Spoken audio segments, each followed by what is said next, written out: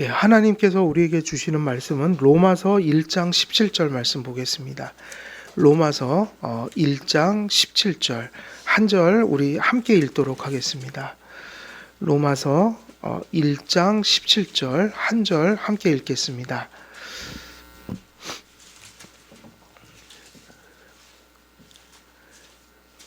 예, 로마서 1장 17절 시작. 복음에는 하나님의 의가 나타나서 믿음으로 믿음에 이르게 하나니 기록된 바 오직 의인은 믿음으로 말미암아 살리라 함과 같으니라. 아멘.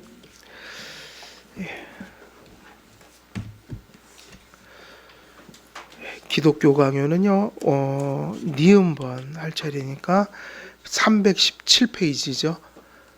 기독교 강요는 317페이지. 지난번에 기역번 했고요. 오늘은 니은번. 하나님께서 그리스도 안에서 우리를 사랑하시는 방식.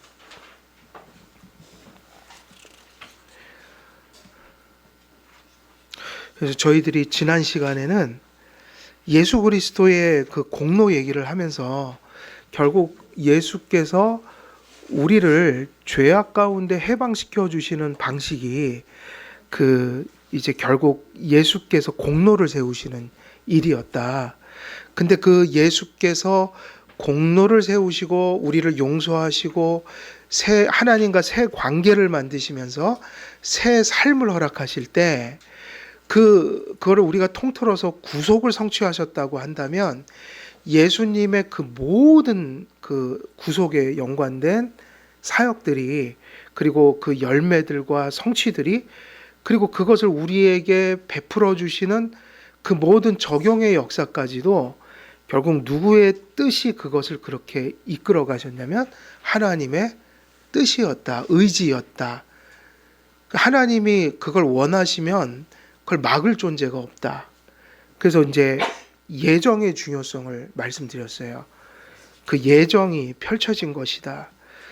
그리고 이제 니은번으로 가면 이제 더 구체적으로 이제 하나님께서 그리스도 안에서 우리를 사랑하시는 방식 그랬는데 그처럼 우리를 사랑하시고 우리를 향한 뜻을 가지고 계실 때 결국 그 하나님의 뜻이라는 것이 역사 속에서 어떻게 펼쳐졌는가 그게 이제 우리를 사랑하시는 방식이라고 했거든요.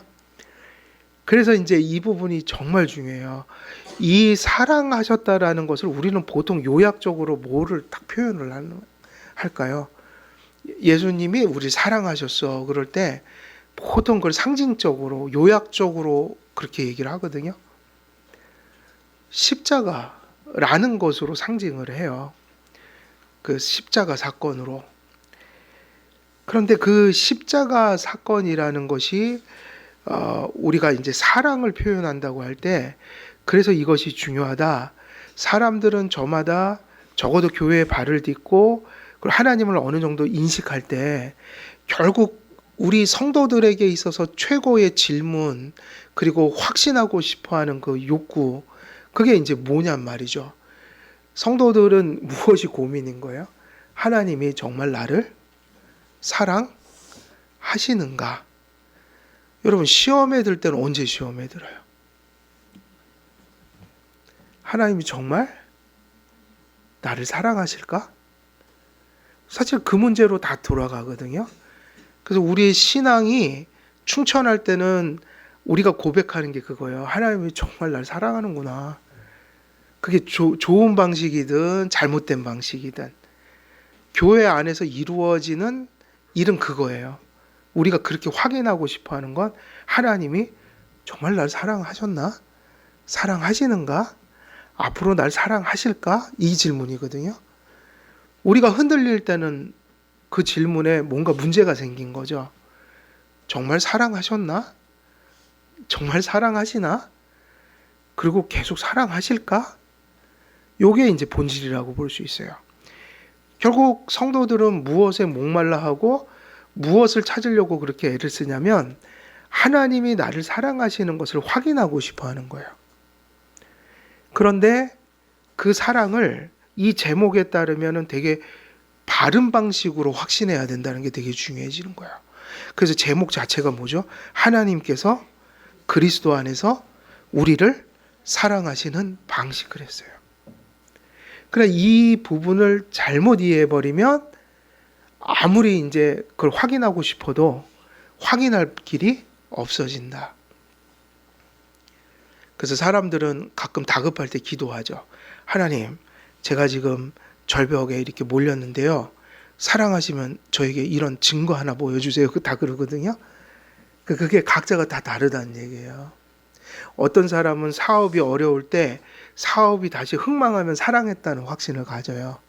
어떤 사람은 병에 걸리면 병이 탁 나면 하나님 날 사랑하시는구나 확신을 거기서 얻기도 하고, 또 어떤 사람들은 신비한 것을 보여주시면 나를 사랑하시는 거다라고 하는데, 성경은 그런 것에서 그 하나님 사랑의 본질을 보려고 할 때 다 틀렸다 그렇게 하시는 거예요. 그것은 잠시, 그것이 예를 들면 한번 보세요. 나사로를 다시 살리셨죠. 나사로는 곧 어떻게 됐을까요? 또 그건 진짜 부활이 아니잖아요. 부활을 가르치기 위해서 어떤 기적을 일으키신 거예요. 특히 어떤 기적을 일으키셨냐면 죽었는데 썩었는데 다시 살아나게 한 거예요. 근데 그건 부활이에요? 아니에요? 그건 부활이 아니에요. 그래서 나사로는 또 죽었을 거예요. 늙어 죽었거나 병들어 죽었을 거예요. 그러면 나사로가 그렇게 따질 수 있어요. 그럼 하나님 나를 진정 사랑하신 게 아니네요. 그때 제가 죽었을 때 동굴 속에서 저를 끄집어내실 때 저는 정말 하나님이 저를 사랑하시는 줄 알았어요. 왜냐하면요, 제가 죽었는데 하나님이 또 살려주셨잖아요. 아니 근데 지금 장난치셔요? 아니 살려놓고 왜 또 죽이셔요?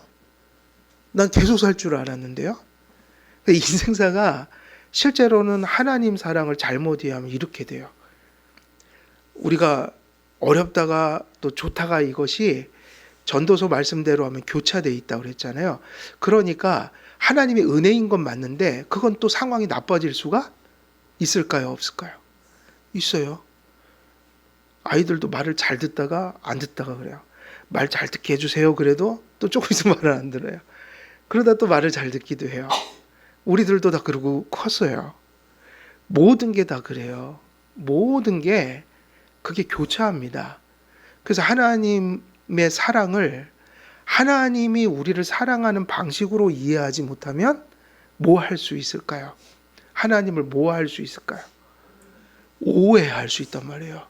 그래서 사랑을 엄청나게 받으면서 버림받은 느낌을 갖기도 하고, 내가 사랑을 전혀 못 받는 느낌을 갖기도 하고, 심지어는 하나님이 나를 미워하신다는 생각도 할 수 있어요.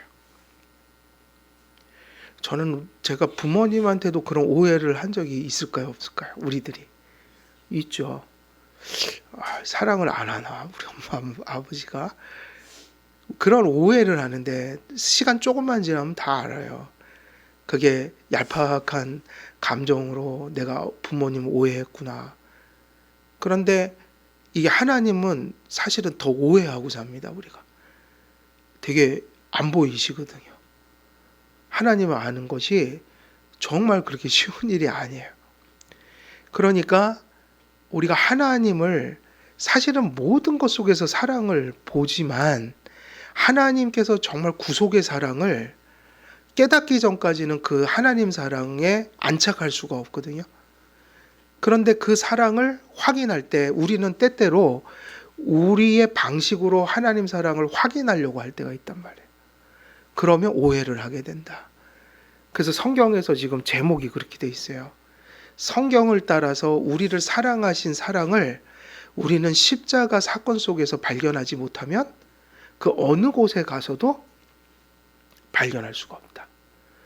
전에도 가끔 말씀드렸지만 예수님을 십자가에 달아 죽이신 것은 많은 의미가 있지만 이 의미가 커요.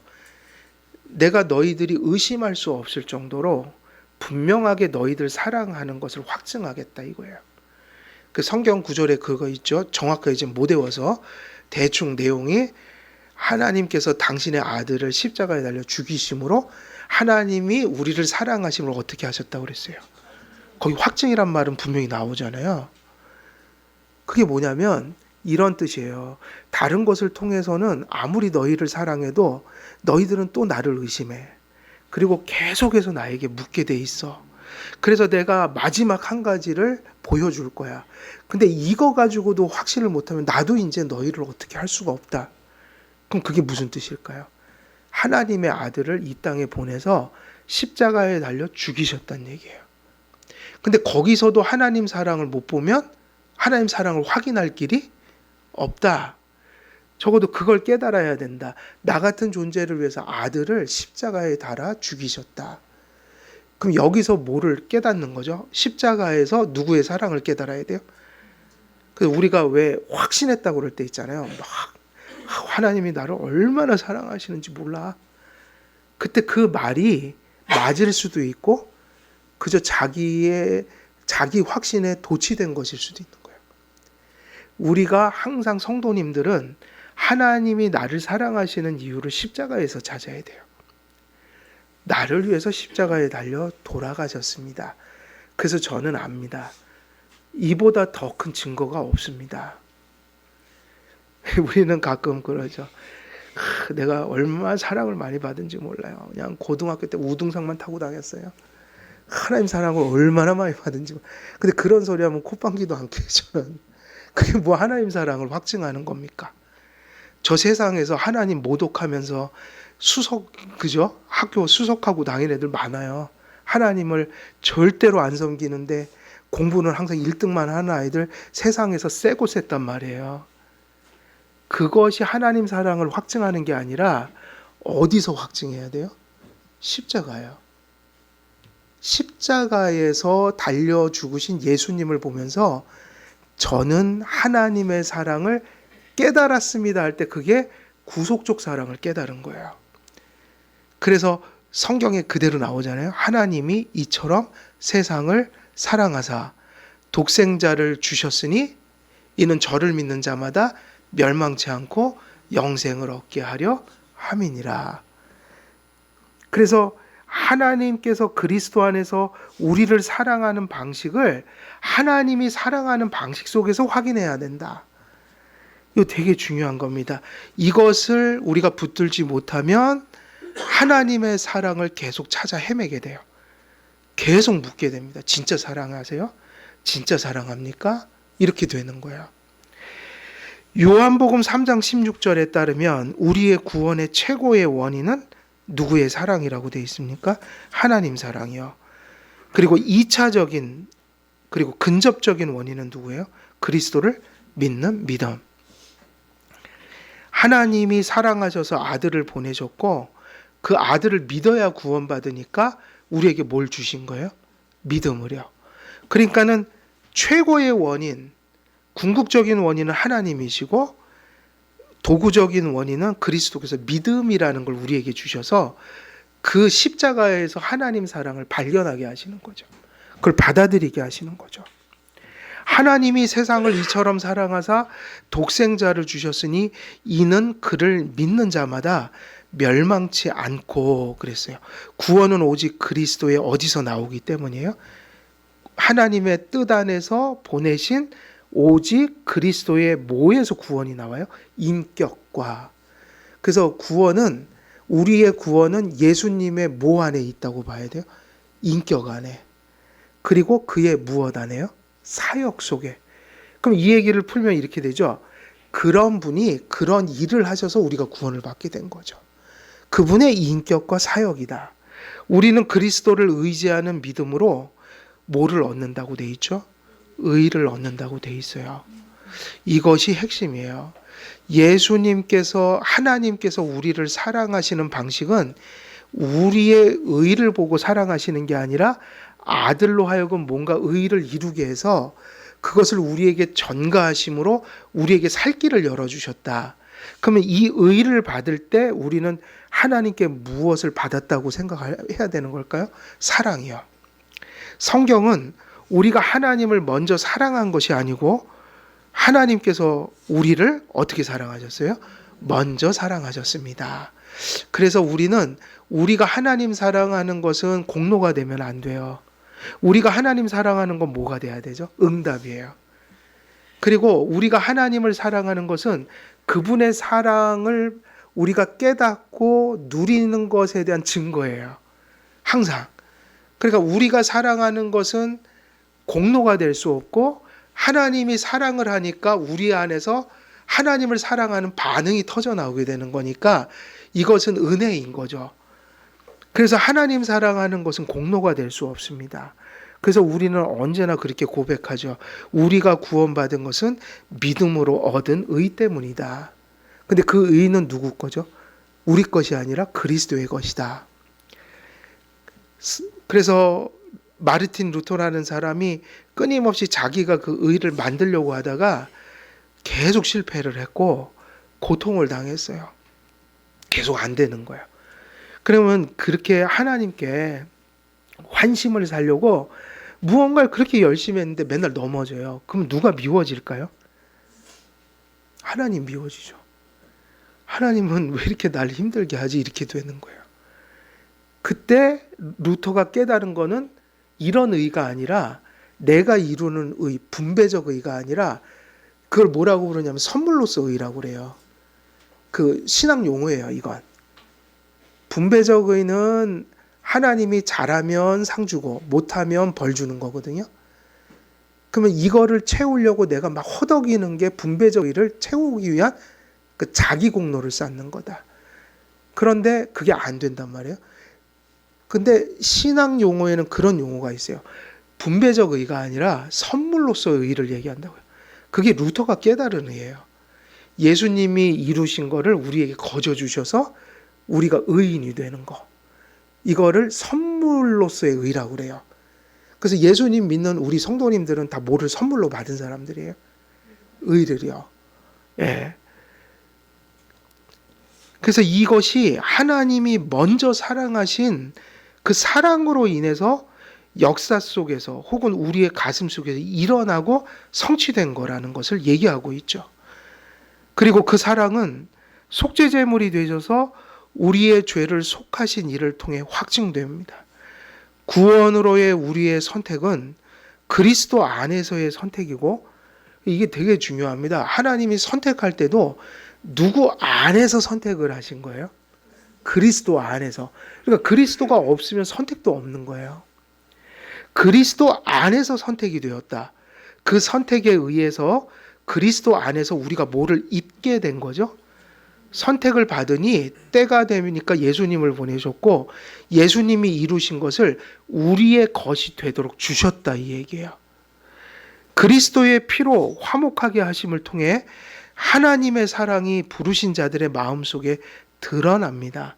그리스도 안에서 그분의 대리 형벌 완전한 순종으로 하나님의 공의를 만족시키는 방식으로 우리를 구원하셨고, 그것이 우리의 구원의 토대가 되었으니 하나님의 사랑의 시작은 뭐라고 불렀죠? 의라고 불렀죠. 하나님께서 우리를 구원하시는 방법은 그리스도께서 획득하신 자신의 것을 우리에게 수여하시는 방식으로 나타나니까, 하나님은 의로우시고 자기가 의로우니 자기의 의로 또한 사랑하는 자들을 어떻게 만드시는 거예요? 의롭다 하신다. 믿음은 그리스도와 그분께서 획득하신 것을 지향하는 거예요. 그래서 우리는 항상 이제 죽을 때까지 우리가 이렇게 자신 있게 살아가는 거는요, 우리가 하나님께 사랑받은 자라는 확신 가지고 살 만한 토대가 뭐냐면, 예수님의 의가 그 모든 것을 토대를 만들었다. 그래서 일생 동안 우리는 우리의 의를 의지해서 살지 않고 누구의 의를 위해서 의지해서 사는 거예요. 그리스도의 의를 의지해서 산다. 그래서 날마다 그 의의 가치를 깨닫게 해달라고 기도할 필요는 있어요. 오늘도 그 의 때문에 우리가 용서받는 거고, 그 의를 인해서 하나님 관계가 유지되거든요. 그런데 그 의를 가지고 살면서, 그러나 세월이 흐르면 우리는 그 의가 이렇게 신학적인 용어로만 남을 수 있어요. 그 가치를 잊어버릴 수 있단 말이에요. 그게 아니라 오늘도 내가 하나님 앞에 나아갈 수 있는 이유, 오늘도 나 같은 죄인이 하나님 앞에 힘들면 주님 절 좀 도와주세요 라고 하는 거는 이제 자격으로 따지면 우리가 자격이 있나요? 자격이 없단 말이에요. 저도. 왜냐하면 오늘도 그런 기도할 때 양심에 걸릴 때가 있어요. 뭘 잘한 게 있어야지 하나님 앞에 이래 주세요, 저래 주세요 하는데 우리는 그 기도를 하잖아요. 이유가 뭐냐면 예수님의 의 때문이에요. 주님의 의 때문에 우리를 의롭게 봐주신단 말이에요. 그러니까 하루하루 사는 게 또 내가 힘들 때 하나님께 좀 도와주세요 할 수 있는 이런 희망, 이게 다 어디서 오냐면 그건 예수님께로부터 오는 거예요. 그분의 의에서 오니까 우리가 잊지 말아야 될 것은 정말 그분의 의가 나를 살게 하고 그분의 의가 나로 하여금 하나님 앞에 나가게 하고, 그리고 자격은 없지만 그 의 때문에 오늘도 내가 뭔가 하나님께 받아서 사는구나. 야, 이 의가 얼마나 소중한가. 이 의를 예수님이 어떻게 이루었는가. 십자가에 달려 죽으시고 고난받으시고 일생 동안 주님께 순종을 대신하여 그 수고를 아끼지 아니하신 결과거든요. 그러니까 날마다 그 의의 소중함을 우리가 세월이 흐를수록 이렇게 깊이 더 깨달아가는 거, 이게 신앙의 성장이라고 할 수 있는 거죠. 자, 디귿번은 어떻게 나왔죠? 제목이 하나님의 진노를 누그러뜨린 그리스도의 공로예요. 이게 법에 관련된 문제로서는 되게 진중한 어떤 이미지를 담고 있어요. 지금도 보면은 요즘에 보면은 영장을 냈다. 근데 그거를 적부심을 했다. 그러면 법원에서 어떻게 해요? 판단을 해서 그거를 기각하면 그냥 괜찮은 거고, 기각을 안 하고 받으면 그냥 구속이 되는 거잖아요. 지금 요즘에 법정 용어 엄청 많이 듣잖아요. 그런데 이게 법이라는 건 그렇게 이제 무서운 거죠. 근데 이것이 지상법원들이에요. 지금 우리는. 그죠? 그래서 법이 잘 돌아가다가도 요즘 보니까 법이 이제는 약간 도전도 받아요. 막 법의 집행을 아니라고 부인도 하는 일도 있고. 근데 이게 왜 가능하냐면 그 지상 법정이어서 그래요. 지상의 법정이어서. 사람들이 대들면 공격도 받을 수 있어요. 근데 천상의 법정을 다루고 있는 거예요. 우리가 지금 다루고 있는 건 어디 법정이에요? 천상의 법정. 죄의 삭은 사망이고 하나님 앞에 죄진 자들이 하나님의 진노 아래에 있다. 이거는 하나님이 하늘 법정에서 너는 아담 안에서 죄인이야 땅 하면 끝이에요. 그냥 그렇게 가는 거예요. 근데 이거를 뒤집는 사건이 일어난 거죠. 이걸 뒤집는 사건이 일어난 거예요. 어떻게 뒤집어진 거죠? 진노가 사랑으로 바뀌고 화해로 바뀌고 구원으로 바뀌고 축복으로 바뀌었다. 이 진노를 천상의 법정에서 결정난 우리를 향해서 넌 죄인이고 넌 지옥 가야 되라고 하나님께서 선고를 해버리셨는데 이걸 뒤집을 수 있는 길은 없어요. 오늘 아침에도 봤지만 사람들 법원 가서 다 때려 부셨죠. 도전할 수 있어요. 지상 법정은 어쩌면 뒤집힐 수도 있어요. 그죠? 세상이 바뀌면 다 뒤집어져요. 세상에선 그런 일이 많이 있었으니까요. 그런데 천상 법정은 안 뒤집혀요. 누가 심판관이기 때문이에요? 하나님이요. 근데 우리가 감사해야 될 것은 그리스도의 의가 공로가 가져온 것은 법정적인 선고가 뒤집힌 거예요. 이거는 정말 대단한 거예요. 하나님의 진노가 사라져 버렸다. 여기 표현은 뭐라고 돼 있죠? 누그러뜨려졌다 그랬는데 이 얘기는 진노하는 하나님이 우리를 사랑하고 축복하시는 부성애로 가득 찬 아버지로 바뀌었다는 얘기거든요. 이게 얼마나 감사한 일입니까? 하나님이 심판자라면 우리가 정말 괴로운 거예요. 근데 하나님이 아버지가 되어주셨단 말이에요. 그러면 그때도 감사가 터져 나오는 것은 이 일이 어떻게 일어났는가? 그건 한 가지밖에 없어요. 그리스도의 공로 때문이었다. 그리스도께서 우리를 위한 자기의 순종으로 하나님 앞에서 은혜를 획득하신 공로를 세우셨습니다. 칼뱅은 우리의 구원이 주님의 이러한 사역들 속에서 주어진 것으로 확정합니다. 이런 표현들을 읽으면서 우리가 항상 그런 생각하고 살았으면 좋겠어요. 구원은 내가 이루는 것이 아닙니다. 우리의 일이 아니고요.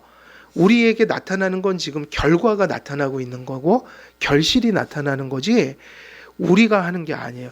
구원은 언제나 누가 하시는 일일까요? 하나님이요. 그것이 내 안에서 발견됐고 내 안에 일어나고 있다.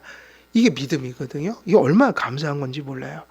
그리스도께서는 우리의 죗값을 물으셨고 이 일이 일어난 겁니다. 우리가 갚을 수 없으니까 친족이 와서 다 갚아줘 버린 거예요. 예, 친족이 와서 다 갚아줬어요. 이게 비유죠, 그죠? 그래서 리디머. 그래서 이것을 우리가 보통 그걸 뭐라고 그러죠? 속죄라고 물음이라고 하잖아요. 구속. 그래서 우리가 진 벌금을 다 지불하셨으며 자신의 순종으로 하나님의 마음을 누그러뜨리셨고 이 일이 다 벌어진 거죠. 실제로 죗값을 다 지불하셨죠. 그리고 그리스도께서 의를 이루고 순종한 것을 통해서 그걸 우리의 것처럼 주심으로 누구의 마음이 누그러졌어요? 정죄하고 진노하시고 그리고 지옥에 보내시려고 했던 그 결정, 이것이 어떻게 됐냐면 누그러졌다, 바뀌었다는 얘기예요. 의로운 자로서 불의한 자들을 위해 고난을 당하셨습니다. 그럼 이런 것 속에서 우리는 누구의 사랑을 깨달아야 돼요? 하나님 사랑이요. 바로 여기서 하나님 사랑을 외쳐야 되는 거죠. 다른 것도 사랑 맞아요. 우리가 일상적인 현실에서 하나님이 주시는 거 다 맞는데 문제는 그것에 본질을 두면 안 되는 이유는 그게 그 영원한 것도 아니고 그런 상황들은 가변적이어서 언제나 뒤집힐 수 있거든요. 여기서 우리가 하나님 사랑의 토대를 두면 실망하게 된다는 얘기예요. 그래서 어디서 하나님 사랑을 찾냐면 바로 우리의 구원을 위해서 예수님이 행하신 일, 그것이 우리에게 가져온 결과를 하나님 말씀 속에서 분명히 바라보고 살아야 한다.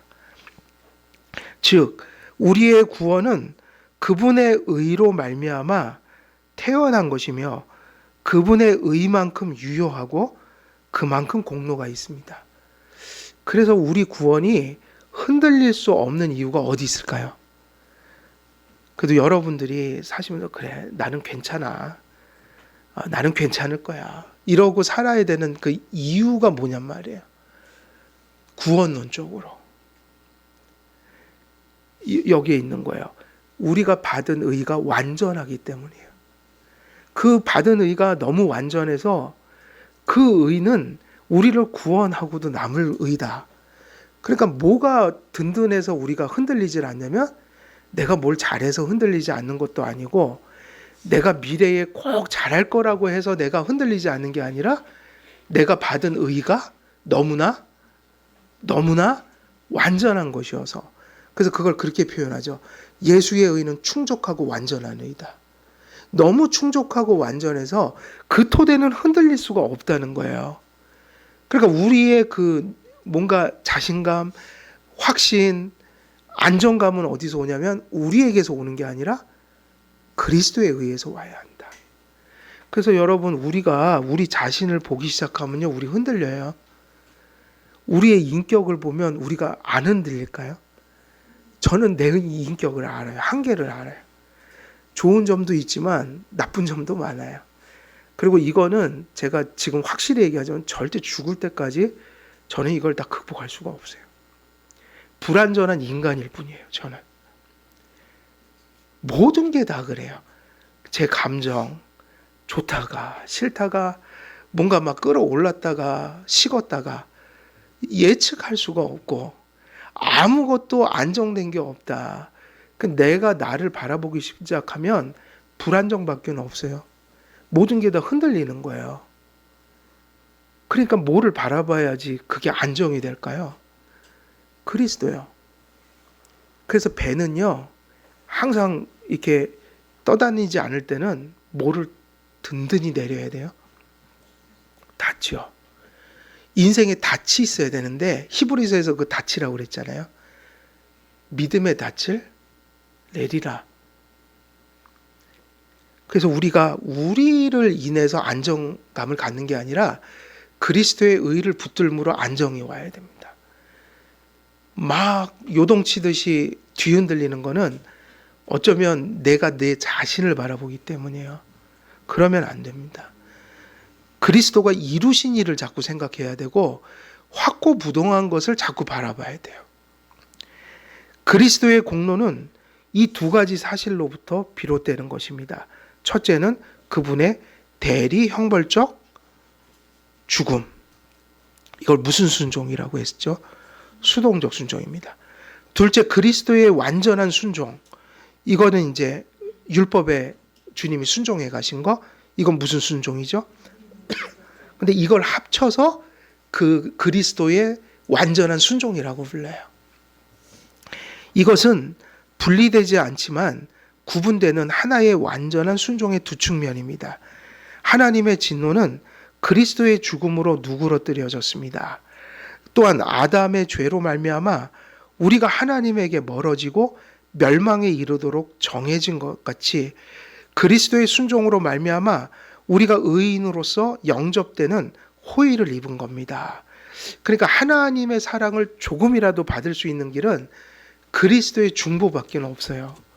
하나님의 구원적 사랑은 예수님의 중보가 없이는 우리에게 이 모래털만큼도 올 수가 없어요. 그래서 그리스도가 우리에게 너무 중요한 거죠.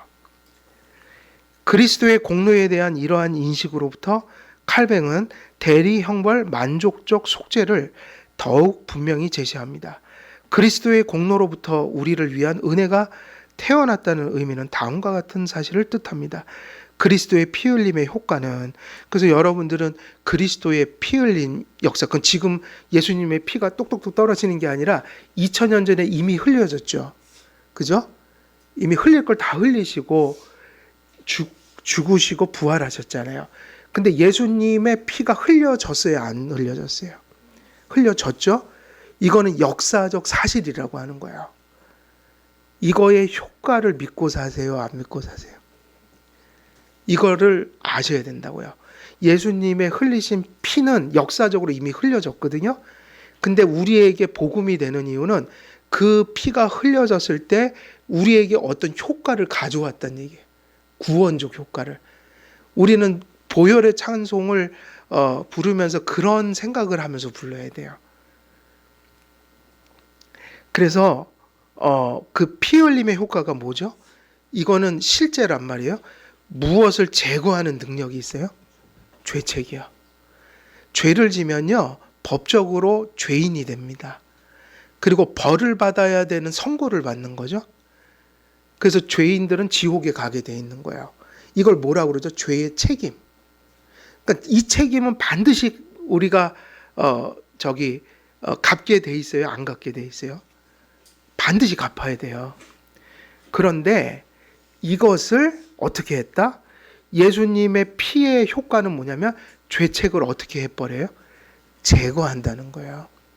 이걸 뭐라고 그래요? 칭의라고 한다. 그래서 예수님 믿는 분들은요, 칭의에 있어서는 확고부동해요. 죄책을 제거하셔서 여러분을 심판자로서 대하지 않는다는 얘기예요. 여러분이 여죄를 지을 때는 어떤 의미에서 벌을 주시나요? 심판자로서 벌을 주셔요? 아니면 다른 의미로 벌을 주셔요? 다른 의미가 뭐죠? 징계하는 아버지.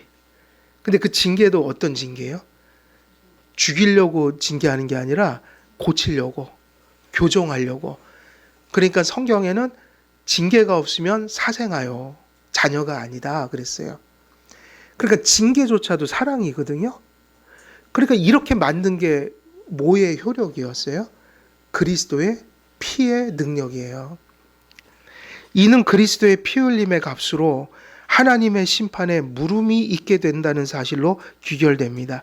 그리스도의 희생제물은 속죄하며 하나님의 진노를 누그러뜨리고 값을 물으는 힘이 있어요.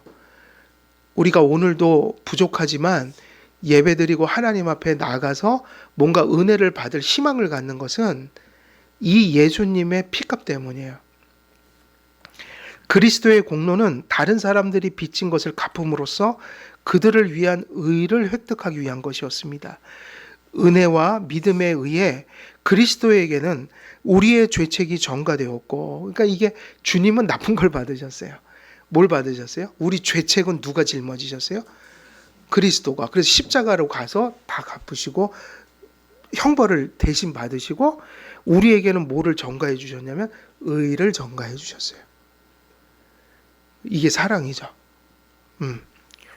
리을 번 의의 전가.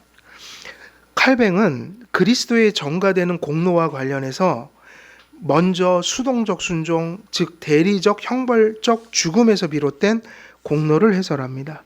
사도들은 그리스도께서 우리를 죽음의 죄책에서 구속하기 위해 그 값을 지불하셨다고 매우 분명히 선포하죠.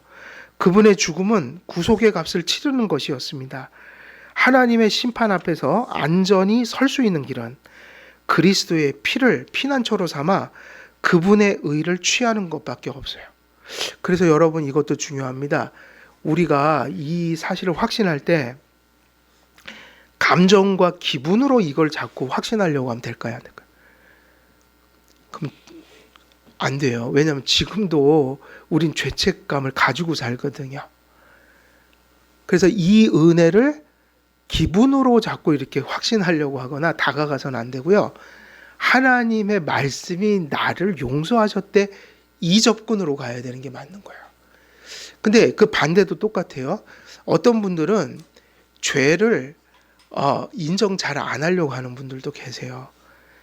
자기 속에 뭔가 죄인이라는 거를 확실히 느끼고 경험하지 않으면, 근데 그거는 잘못된 접근이에요. 가장 안전한 길은 내가 생각하는, 내가 아무리 의로워 보여도, 내 느낌에는 내가 너무 훌륭한 사람처럼 보여도 하나님의 말씀이 아담 안에서 모든 사람이 죄를 지었대. 그래서 나는 그래, 내가 생각하면 나도 괜찮은 놈 같은데 말씀이 나를 죄인이라고 하니 하나님의 말씀이 틀릴 수 없잖아.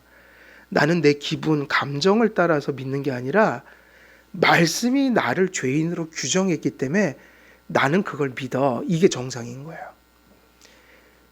감정도 그렇게 들면 좋겠죠. 그러나 우리는 우리를 속일 때가 너무 많아서 우리가 죄인인 것을 가끔 부정할 때가 있어요. 항상 안전한 길은요, 하나님 말씀이 그렇게 말씀하셔서 내가 죄인인 것도 고백하고 하나님의 말씀이 그렇게 말씀하시니 내가 용서받은 게 맞는구나, 이렇게 믿어야 되는 거죠. 여러분의 자유함은 말씀에서 와야 돼요. 감정은 반대로 갈 수도 있어요. 계속 죄책감이 나를 짓눌러도 그걸 부정해야 돼요. 아니, 난 예수님을 믿거든. 물론 나를 지금 내 양심은 나를 너무너무 짓눌러. 죄책감이 나를 막 짓눌러. 근데 나는 괜찮아. 왜? 나는 말씀을 믿거든. 내가 느끼는 내가 진짜가 아니라 말씀이 말씀하시는 내가 진짜인 거야. 이게 뭐인 거죠? 크리스찬들의 믿음인 거예요. 우리의 믿음의 근거는 어디 있어야 돼요? 하나님의 말씀입니다. 하나님 앞에서 안전히 설 수 있는 길은 그리스도의 피를 피난처로 삼아 그분의 의를 취하는 것밖에는 없습니다. 그러므로 우리는 이런 말씀을 보게 되죠. 값으로 어떻게 하셨다? 산 것이 되었습니다. 이는 우리가 받아야 할 형벌이 그에게 부과되었다는 의미입니다. 그러므로 그리스도의 피로 말미암은 구속은 죄사함으로 정의될 수 있습니다. 그래서 그리스도의 피의 효력이 뭐죠? 여러분의 죄책을 제거했으며, 다른 말로 표현하면 여러분은 뭐를 받았어요? 죄사함을 받은 거예요. 그리스도의 피는 물음에 해당하는 것으로 하나님 앞에서 우리를 의롭게 하거나 죄책으로부터 방면하게 합니다. 예수의 공로는 두 가지를 줘요. 소극적으로는 죄인인데 그 죄 책임으로부터 우리가 방면되는 거. 근데 적극적인 건 뭐죠? 죄로부터 용서받는 걸 넘어서서 의롭다고 하신다는 거예요. 여러분 상태는 의롭지 않은데요, 예수의 공로를 소유했기 때문에 여러분을 하나님이 보실 때 어떤 분들로 보십니까? 다 의로우신 분들이에요. 그거는 실제 상태가 아니라 지위를 주신 거죠. 그래서 하나님이 의로운 자처럼 여겨주셔요. 칼뱅은 능동적 순종의 측면에서 본 그리스도의 공로에 대해서 해설합니다. 칼뱅은 갈라디아서 2장 20절로부터 다음과 같은 사실을 추론합니다. 거기 같이 읽어볼까요? 시작. 만일 의롭게 되는 것이 율법의 행위로 말미암으면 그리스도께서 헛되이 죽으셨느니라. 이 말씀으로부터 추론할 때 누군가 율법의 요구를 다 지킬 수 있을 때 율법이 제공할 수 있는 것을 우리는 그리스도에게서 찾아야 합니다. 그리스도의 은혜를 통하여 우리가 취하게 되는 것은 결국 하나님께서 율법 가운데 우리의 행위를 통하여 약속하신 무엇입니다. 즉 그리스도의 공로를 이루는 것은 화목을 가져오는 대리 형벌적 죽음과 함께 율법에 요구하는 바를 완전히 순종할 때 주어지는 것을 포함합니다. 이게 이제 결국은 이 요구를 우리가 이룬 게 아니라 누가 이뤘다는 거예요? 그리스도께서요. 그래서 이렇게 의를 이렇게 설명하죠. 만약 의가 율법의 준수에 있다면 그리스도가 친히 그 짐을 지심으로 하나님의 호의를 취하셔서 마치 우리가 율법의 준수자라도 되었던 양 우리를 하나님과 화목하게 하셨다는 사실을 누가 부인할 것인가? 칼뱅은 분명 그리스도의 대리적 형벌적 죽음만이 아니라 예수 그리스도께서 이루신 율법에 대한 완전한 순종이 화목의 근거가 되는 공로를 이룸을 명시적으로 주장하고 있다는 거예요. 그러니까 죄값을 치르는 것에 있어서의 의도 있지만 여러분들을 뭐로 여기게 만드는 의도 있다는 거죠. 그죠? 의인으로. 그러니까 이 의는 두 가지로 나타났다는 거예요. 대신 형벌을 받아서 죄책을 없애고 그러니까 면죄되게 하는. 그리고 한편으로는 거기에 머무르는 게 아니라 아담이 됐어야 되는데 못된 게 뭐냐면 순종이었죠. 의. 그러니까 예수님이 이루신 화목은 죄값을 받는 거 플러스 뭐이죠? 율법에 순종해서 의인으로서 우리를 대할 수 있도록 하는 그런 의미에서 의도 사역 속에 있어야 했다 이 얘기를 하고 있는 겁니다.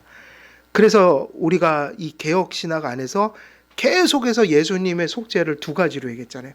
능동적 순종, 수동적 순종, 합쳐서 완전한 순종. 그래서 이것을 통해서 여러분이 얻는 것은 뭐냐? 용서받았다는 거. 두 번째는 하나님이 여러분을 상태적으로는 부족하지만 하나님 믿는 자들을 뭐로 바라보신다는 거예요? 의인으로, 지위로 그렇게 바라보시니 하나님은 여러분에게 좋은 것을 주시죠. 의인이잖아요. 이것이 우리가 얘기하는 예수 그리스도께서 속죄를 이루실 때 그 공로가 가져오는 우리에 대한 효과들이에요. 그 두 가지는 이제 다 기억해야죠. 왜? 이것이 있어야 하나님께 나가니까요. 부족하지만. 죄사함을 주셨다. 언제나 용서하신다. 그리스도 안에서 용서의 은혜가 임하고 죄사함의 은혜가 우리를 지배한다. 그 두 번째는 뭐죠? 그걸 넘어서 적극적인 얘기예요. 우리를 죄인으로 보시지 않고 의인으로 보신다. 이것 때문에 우리가 누구에게 담대함을 가지고 나가는 걸까요? 하나님 보호자 앞에. 그래서 소망을 가질 수 있어요. 아, 하나님 앞에 나가서 좋은 것을 받을 수 있겠구나. 자신하고 나가셔도 돼요. 우리 때문이 아니라 예수님 때문이다. 얼마나 감사합니까? 오늘 여기까지 말씀드리면 이제 2권을 다 마쳤네요. 이제 2권이 끝났어요. 아, 2권이죠? 이제 3권이 이제 남았는데 많이 나왔어요. 자, 제가 기도하고 마치도록 하겠습니다. 우리 주 예수 그리스도께서 하나님의 사랑으로 찾아와 또 주님께서 우리의 형벌을 담당하시고 또 우리에게 전가할 그 순종의 의로 또 이루신 바를 인하여 또 저희들이 하나님의 보좌 앞에 나가 또 주께서 약속하신 언약의 복들을 받아 누릴 수 있게 됨을 참으로 감사드립니다. 하나님의 말씀을 대할 때마다 말씀에 근거하여 우리가 견고히 믿음으로 언제나 주님의 그 큰 은혜들을 누리고 또 이 험난한 세상 속에서 하나님을 의지하여 살아갈 수 있도록 성령님 충만하여 주셔서 그 믿음으로 또한 우리가 견고해질 수 있도록 하나님 모두를 또 붙들어 주시옵소서. 감사드리오며 우리 주 예수 그리스도의 이름으로 기도드리옵나이다. 아멘.